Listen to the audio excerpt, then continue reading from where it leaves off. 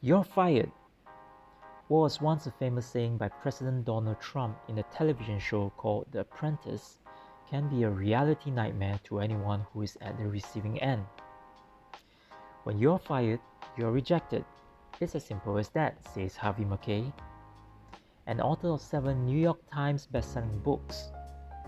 No, we're not here to talk about Trump or Mackay or any of his books.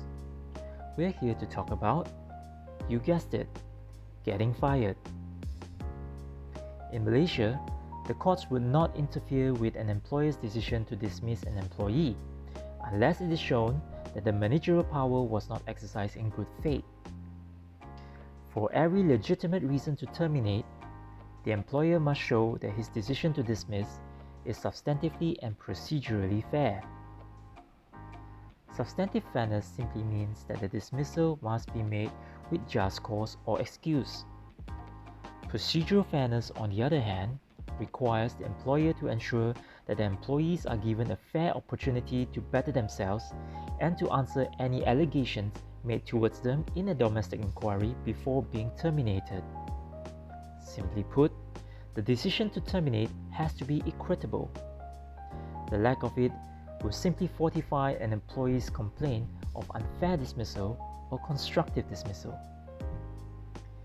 An unfair dismissal is, as the name suggests, a dismissal that is unfair. It is usually taken as a more direct form of dismissal where the employer issues a termination letter. Regardless of whether the employee is under probation or is required to serve his 1, 2, or 3 months notice, it is an unfair dismissal if the employer fails to observe the substantive and procedural fairness. As such, when there is a complaint of unfair dismissal, the employer bears the burden of proving that the dismissal is a fair one. Constructive dismissal takes a more indirect form. An employee could tender his resignation letter and yet be regarded as a constructive dismissal. Constructive dismissal usually involves a breach of the employment contract where the employer has reneged on his promise to provide the working environment in accordance to the contract. For example, instead of working 5 days a week, the employee is now required to work 7 days a week.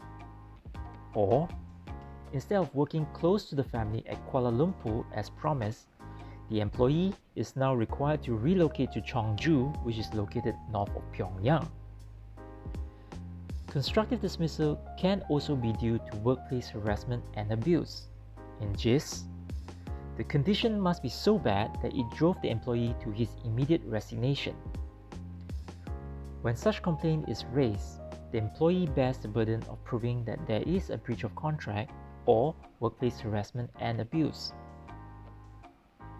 Any employee who is aggrieved by the dismissal in Malaysia must bring their grievances to the industrial court within 60 days from the letter of termination or resignation and not from his last day of work. I repeat, not from his last day of work. It's important for you to know your rights as an employer and an employee when it comes to termination of employment.